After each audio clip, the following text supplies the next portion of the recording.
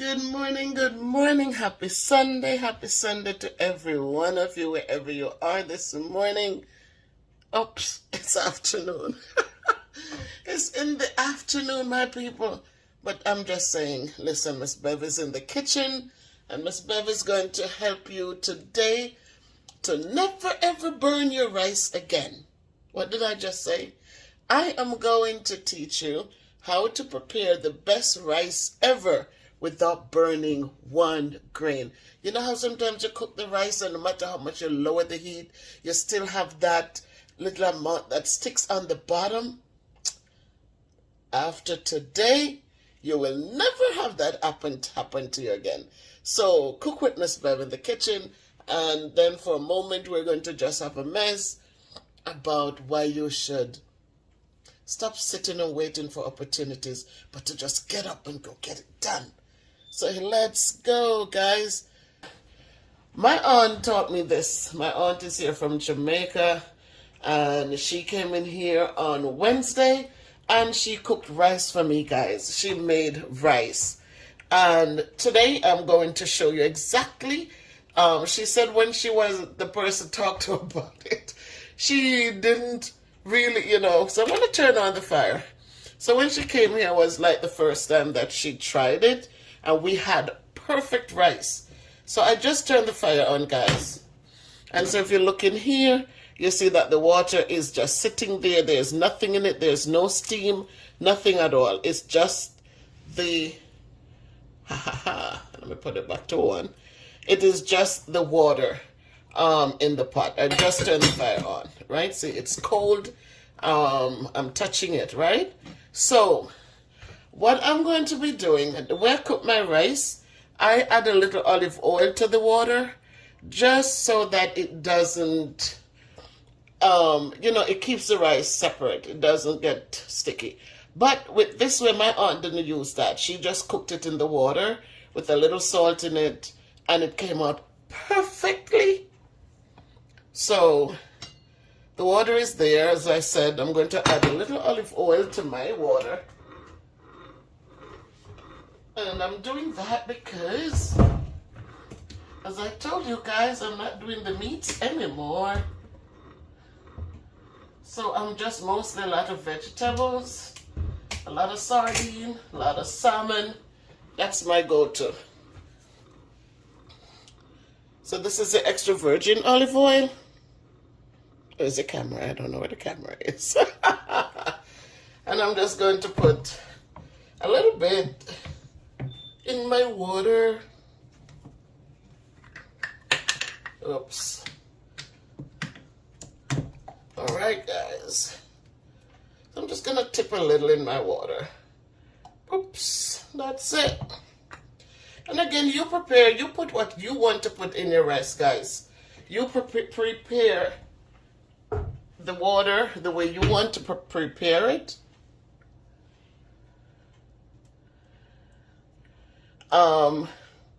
So go ahead and do it the way that you do your thing. Whatever you add to yours, add it to the water. I'm going to let the water just come to a boil. Still it's heating up. And while I do that, I am going to just get the rice ready. I would just want to wash the rice. Not cooking much rice.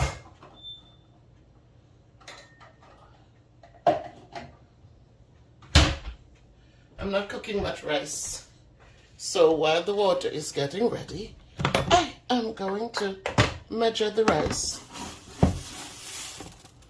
So I'm probably just going to use 2 cups, 2 of this.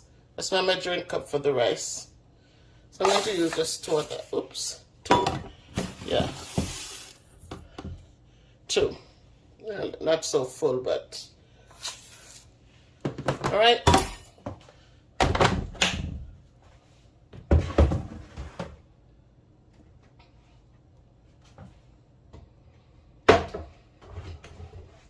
So, grand rising to each and every one, guys. It's a little late already, but it doesn't matter. I can still wish you, wish and hope that you had a great night's rest and that you are up, you're thankful for another Sunday as you prepare yourself for the work week coming up. I hope that you all have jobs and that you're able to provide for yourselves and your families. So today I am here, I'm thankful, and so I just want to share this little thing with you. So what it is, let me wash the rice.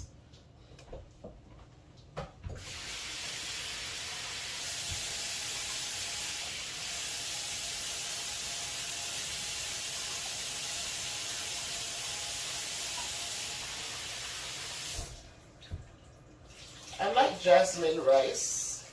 It seems cleaner. It doesn't have a lot of the milky stuff unlike other rice does. So I really love jasmine rice. So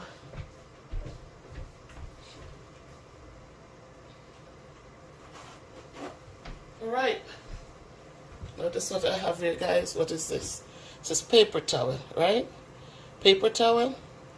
Okay. You're going to see how important this is. And once you do this today, guys, when my aunt did it, I saw it happen.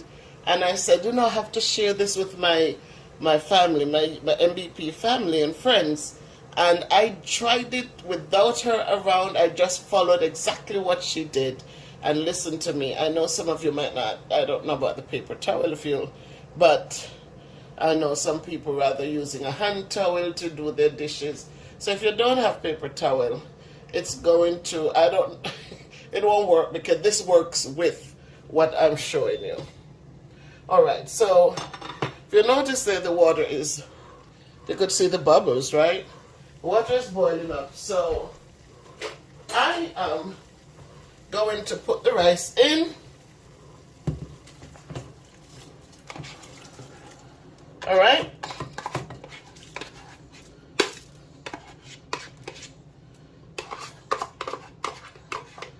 I'm putting the rice in, and you see how full it is?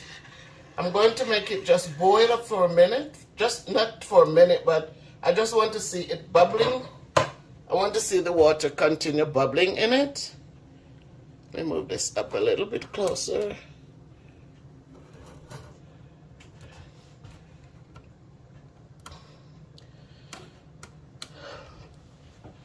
You're just going to wait for it to start boiling up. Have a good boil.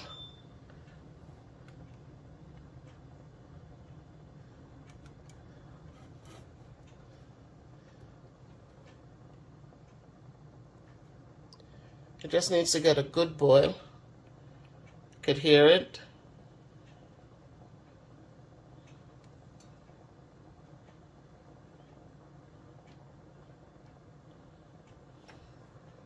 You could hear it.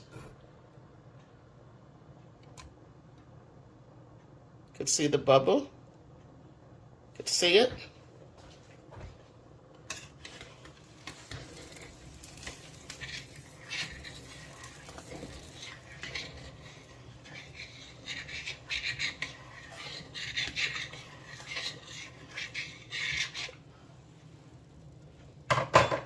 See that, guys? It's bubbling, right?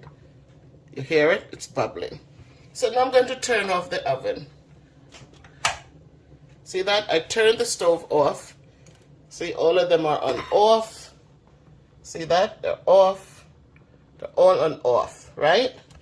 And all that I'm going to do now with this rice is to cover it.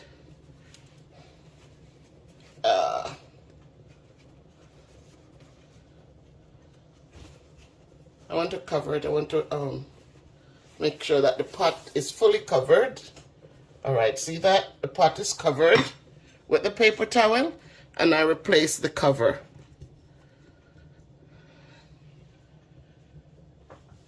All right. So I'm going to give it about 15 minutes. The one I did the other day was more than 15, was more rice in the pot.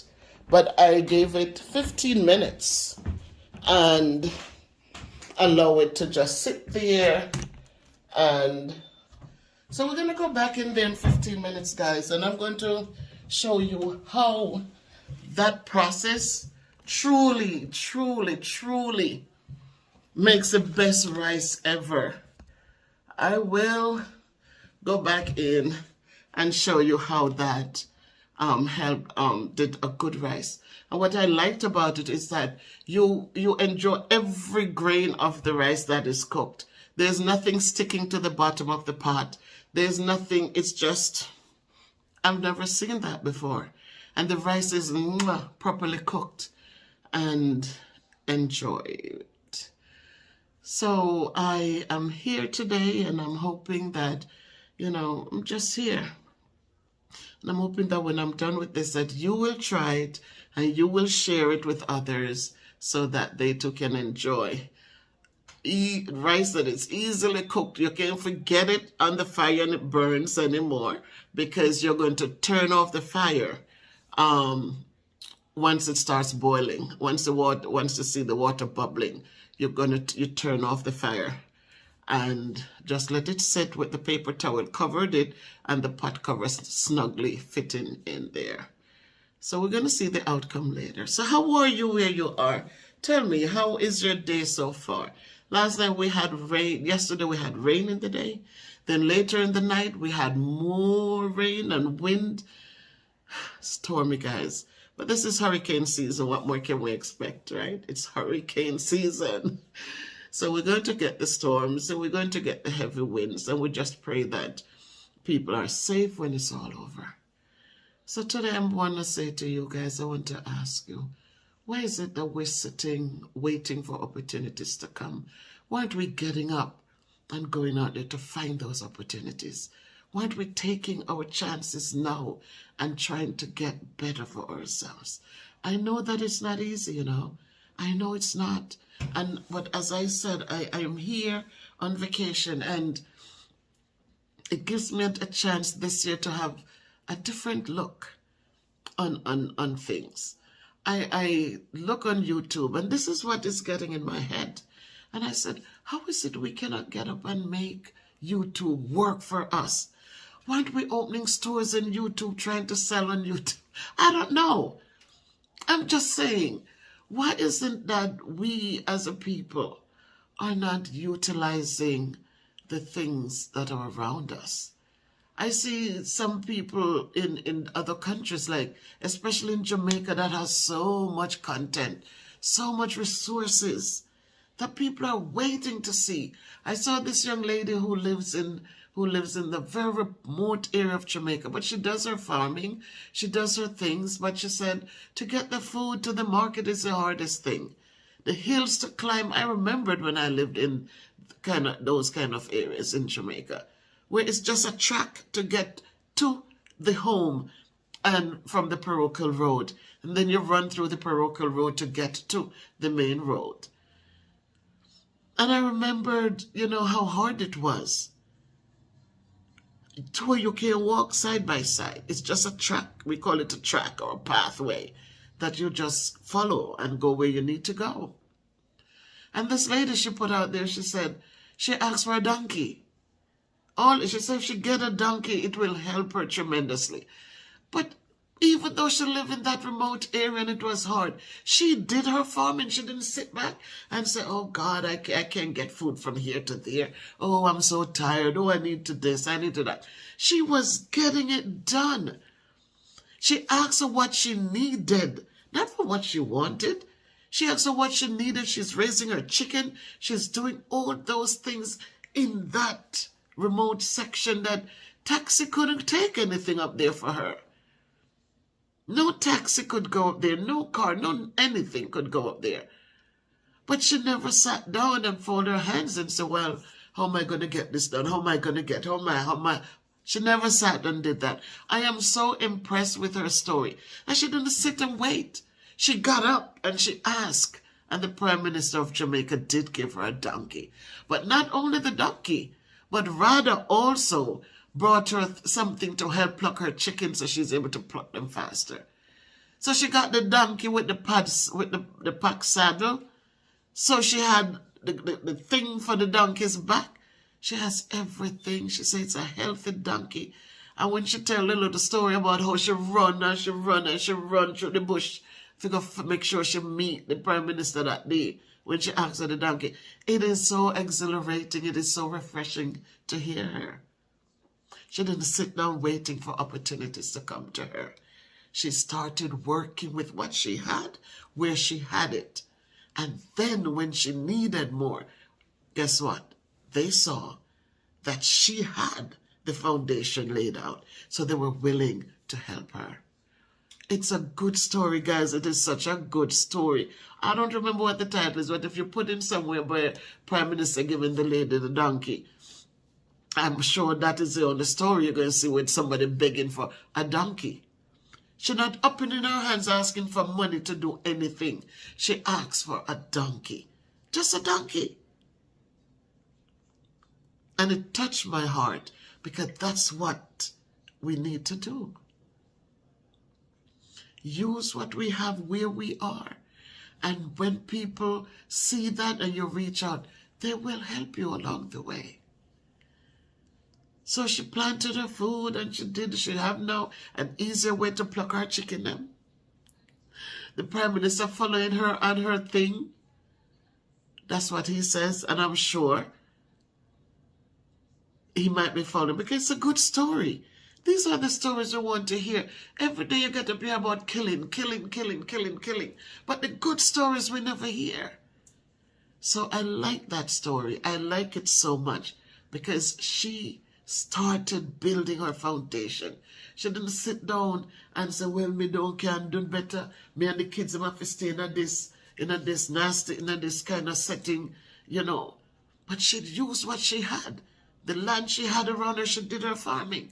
A lot of us sit down in a one room and the heap of land out there around us. But we complain and we don't plant an orange tree to think that maybe we could sell a dozen orange, you know. So instead of asking for 5,000, I could ask for 4 because I sell $1,000 worth of orange. Get up, guys. Use what you have where you are and just build. Because when you build, you know what? It can only multiply. It can only multiply. Because that 2 cents that you would use to do something, right? If somebody comes and see that, oh, this is there in place already. You know what? I'm just going to help you get to the next place. Then you know what? You can have something put away. So that's how we have to start looking at life, guys. Listen, it's not easy out there for anybody. It's not easy here in America. Last night I watched the festival thing till it ended. I was on YouTube just enjoying it. My Lady Diane, she saw it and she just sent it on WhatsApp, shared it with me, and I was so happy, you know, because I just felt, it felt so good, so good, so good. It's like I was home participating in the process. And the person I voted for, she didn't win. She won, I think, $200,000. And she wasn't happy. But I said, you got to give thanks. You have to be thankful. Because there were other people there who were more, you know, when you talk about festival songs and it's going to be the representation of Jamaica. And yes, her performance was good. I liked her song. But the guy who won, he really took over the stage. He can go out and just represent in totalness. So I was happy regardless. They were all winners. They're filled with greatness. They put together their songs. They get the support they needed. They went out and get people who should to support them to get it to where it needed to be. And yes, they were the finalists on stage doing them thing, representing Jamaica. Well, the colors, the guy who won, I just loved his jacket was with the black, green, and gold on it, man. And then on his thigh again, he represented again the 876, now the black, green, and gold. And then one of them had on in black, green, and gold. It was just beautiful. The creativity, we as a people are so creative. We're so creative. I remembered when people was chipping wood, carving all sorts of good things out of wood and selling it. Today, young people just want to sit down and open them hand and beg. Them rub out the hand middle with the weed and then them open the other one begging. They don't get up and say, boy, me live in a place where there's so much different kind of wood. Let me learn how to carve things. I remember when people were making their bed heads and you do the carving. It wasn't a machine doing the carving. It was people sitting down and doing those nice carvings on bed heads, on tables, on furniture legs, and just beautiful work.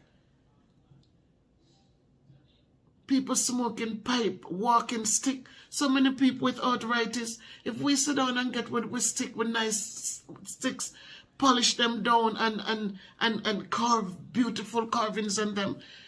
Those are things, man. Picture frames, even though people are now just saving pictures in phones. They're not putting them in frames like before. But maybe if we start something, when people will start buying picture frames again, you know. Because when them lose the phone, all them pictures gone. So if we start making these little things again, I remember you go home and you get those nice trays that you can serve people on. You can bring dinner, 3-4 plates of food on a tray. Just people are sitting at the table, you can serve food, you know. Those things are gone. I remember when Granny would do a pimento and she used to do the thing where them where them would have the pimento at the top and all the little sticks and stuff. You have to get them out. But she would sit with her tray and bring it up, and the good grains roll down in the tray. And as they're rolling, you look for the ones with the little stick that's left on it, and you take them off, because when you sell the pimento, you want it to be clean and good, because it's going away to make spice. I remember when you beat when you beat the peas.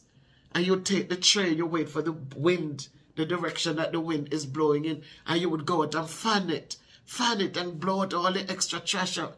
Listen, man, we need to bring back the things that we know how we can do well. We need to bring them back. Make your trays and sell them. Stop sitting there waiting for somebody to give you $2,000, which is nothing. You get it and it just blow away. Create stuff, man, because we were good at those things. We're too dependent on foreign things, and everything is money, and they're not even good as what we used to have. So I remember well those days. You know, people don't forget. My grandmother left 16 acres of land. You know, when the pimento trees are over there in that land. You know, when the fruit trees, soursop, orange, guinea, star apple, mango, oh, naseberry, you name it. Guava. I remember we used to make with guava jelly. You boil out the guava and then you, oh my God, you push it through the thing, and when that pushes through, you use the pulp and you make your guava jelly. Put your sugar in there, make it boil down. Oh my God. You have that to eat on your crackers and your bread. People don't do those things anymore. They're just waiting for those things on the shelves. Filled with preservatives.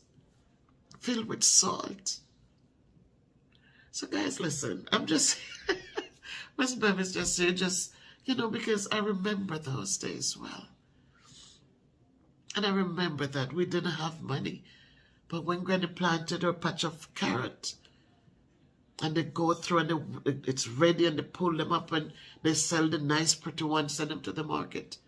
And sometimes not even the nice pretty ones only. Some of them come with 2 on it. It's not only the straight ones that get sold. Because people would buy carrots and they go home and wash them, and no sprays, no anything. Organic, fresh. You know, I told you my grandmother lived to be 96 years old, guys. She didn't have fancy things at all. And so I say today, stop waiting for opportunities to come to you. Go out there. Go out there. You go out there and take what you have out there. Make it into good opportunities. You have plans. I see Jeffries do it yourself. He take water bottles and create irrigation systems. A simple plastic bottle where he takes plants, pineapple, the thing, the sucker, whatever you call it, and cut it into parts and planted them. And you watch them weeks later become ready to bear another pineapple. We don't have to have acres of land to be successful, you know. If we plant tomatoes, right? We go to the market, we're complaining, oh my God, tomatoes, $300 a pound. Yet we have space to put even 4 tomato plants. You put 4 tomato plants, you know how many tomatoes that's going to generate? Tomato is not something, tomato, if you have an influx, you have a lot of them that get ripe. You cut them up. What we did when we have too many tomatoes, we give away, we don't sell it, we give them away. But we also, we harvest and we cut them maybe to the amount you would be cooking in your food, in your meats or what have you. You cut up that amount in one little, what you call them, poly bag or the small Ziploc bags. And you put them in portions and you freeze them. When you're ready, you take them out, you open them. It's already washed, they're clean. You just open them in your soup, open them in your meats, whatever it is. It's just one serving, so you don't have to defrost it and then refreeze it. You just put them away in serving packages. The callaloo is the same thing. We have the callaloo, it comes up, especially now when it's so rainy. You harvest it, you strip it, you wash it clean. I have a big thing in the back there that you cut it up in there, and when you put it in, it drains the excess water, and you start putting them in the quart, the gallon Ziploc bags. And you put it away. You put them in the freezer out there, the freezer chest. And so right through the year in December when it's cold, you're still eating callaloo and saltfish. And it goes on. This year we didn't have it last that long. I think by December or January we were out. But usually we had callaloo, come catch callaloo in May. So use what you have, guys. Stop, just use what you have. And know that if you're using what you have, you're going to see how it makes a huge difference. Because instead of we need to go buy a box of callaloo for how much, $2, when we could plant and cut and it springs up again and we cut some more. And once you planted, it's going to bring seeds on it. And you put away those you dry the seeds and put them away. And when the callaloos get hard, that you can pick the leaves off. Because the stick might get hard, but the leaves are nice and soft. You can pick them off, cut them up just the same. And then you can clear out the garden and refresh the soil. And then you put some new seeds in there. And you watch them grow and ready to feed you. So instead of eating meat 5 nights or complaining, I don't know what to eat, I have nothing to eat. I have a little rice in there, but no salting to put on it. Oh my God, your callaloo are healthy. You'll have that to go to. But sometimes we want to live so grand, we don't want to live humble and simple.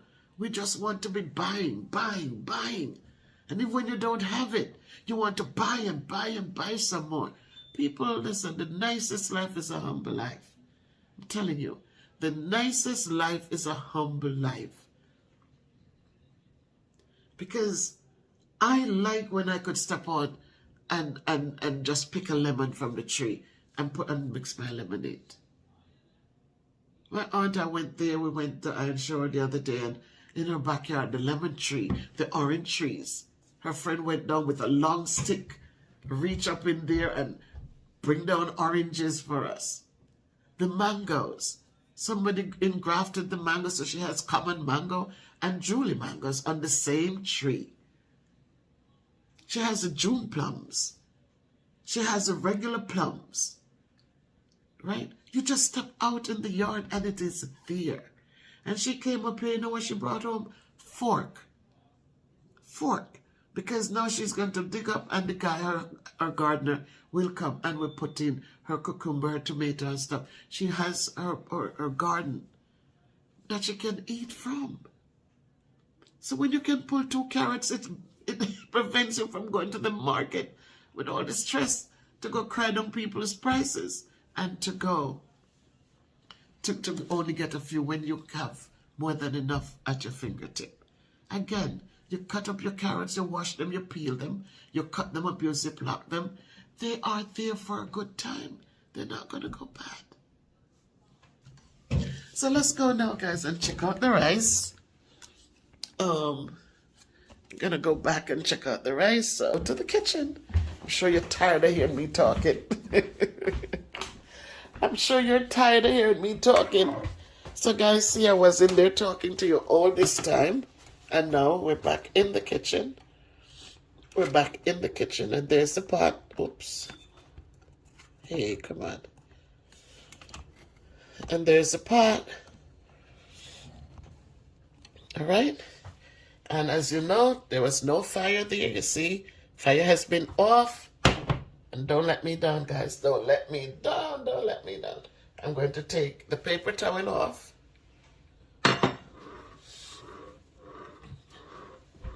And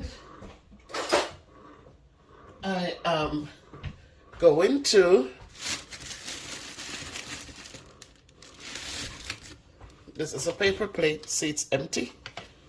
And I'm going to show you guys that the rice, see that? Nice and fluffy, right?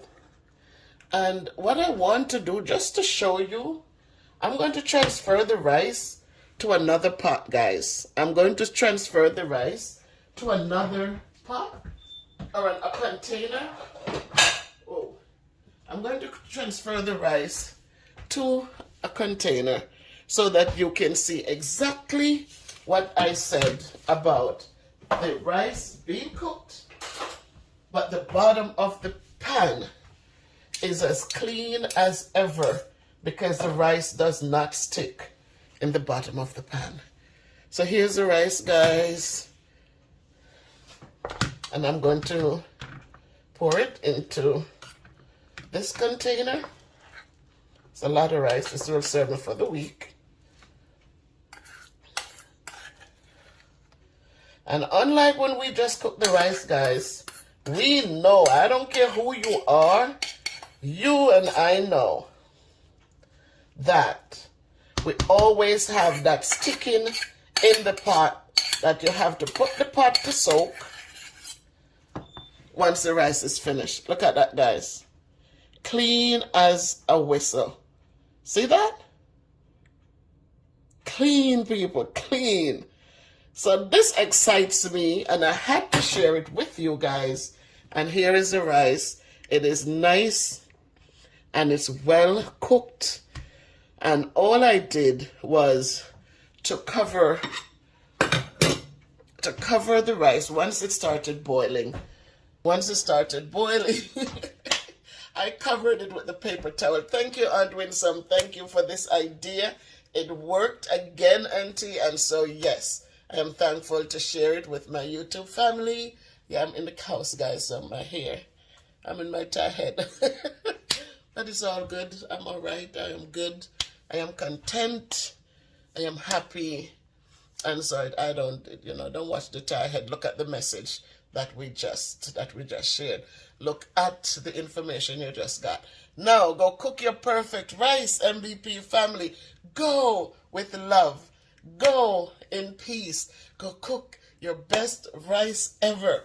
Again, let the rice boil in the water. Whether you I don't put rice in cold water, I always put it in boiling water. If you want to put your rice in cold water and let it, you just have to make sure the pot is boiling when you turn the fire off.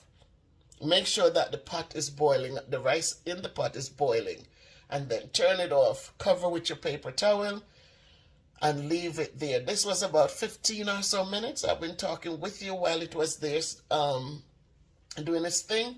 So you can use your judgment. And you see the amount of rice that I cooked. So about 15, 20 minutes, I went and take the paper off. You can do 20, 30 minutes if you want to, depending on how much rice you're cooking. But just cover it with a paper towel, guys, and watch your rice come out to be the best rice ever. Make it a great day by choice. Love to all of you. Love, love, love all of you.